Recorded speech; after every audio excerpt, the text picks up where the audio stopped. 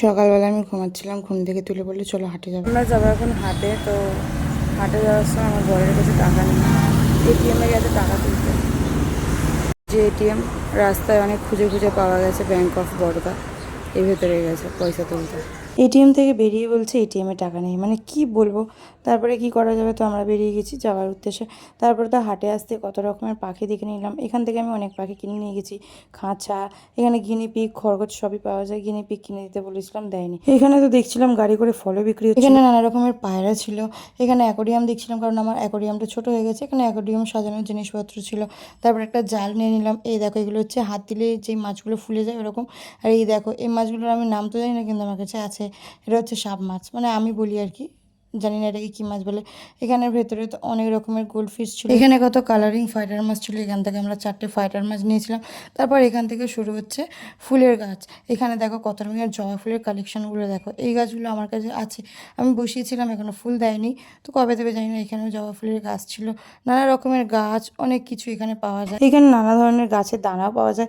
এখানে দেখো তুলসী গাছের কত নাম হয়, সেগুলো এখানে দেওয়া ছিল নাম সমেত। এই গাছটা আমি নিয়েছি, অনেকদিন ধরে ভাবছিলাম নেবো, নিয়ে নিয়েছি। তারপর চলে এসেছিলাম মাছের এখানে।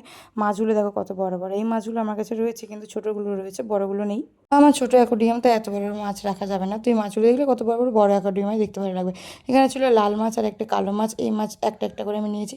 তারপর এখানে নানা ধরনের মাছ ছিল, আমি সব মাছের নাম ঠিক জানি না। এখানে একটা সব মাছের মতো মাছ দেখতে পেয়েছিলাম, যেটা বুবন নিয়ে গেছিলো, ওদের মাছ মেরে দিয়েছিল। তারপরে এখানে ছিল কাঁকড়া। কাঁকড়া কেন বিক্রি হচ্ছিলো আমি বুবনকে জিজ্ঞেস করতে বললি এগুলো পোষে। তারপরে এখানে হাঁস ছিল, হাঁসগুলো দেখো কত সুন্দর সুন্দর লাগছে। এই সাদা হাঁসগুলো বেশি ভালো লাগছে।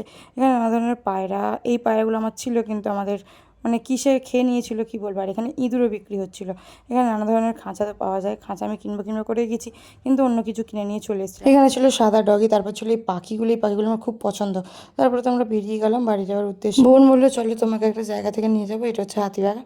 কারণ আমি তো চিনি না, ওই চেনে আমি আসি কিন্তু ভুলে যাই। দেখছিলাম দোকানপাট সবই বন্ধ। এখানে দেখছিলাম মলগুলো বন্ধ ছিল। আমি বোনকে জিজ্ঞেস করছিলাম কেন মলগুলো বন্ধ ছিল। ও বললো যে টাইম হয়নি বলে এখনও খুলিনি, কিন্তু যখন টাইম হবে আস্তে আস্তে সব খুলে যাবে। যেহেতু আমরা সকালবেলা বেরিয়েছিলাম, কিছু খেয়ে যায়নি, তো বোন বললো ঠিক আছে, একটা দোকানে খুব ভিড় হয়, ওখান থেকে আমরা কিনে নেবো কিছু খাবার। তো তারপর দেখি সত্যি এখানে প্রচণ্ড ভিড়। বোনগুলো দেখেছে এখানে প্রত্যেকদিন এরকম ভিড় থাকে, খালি দেখি। ভাবলাম চলো যে কিছু কিনেই নিই, তোর জন্য বোন গেছে।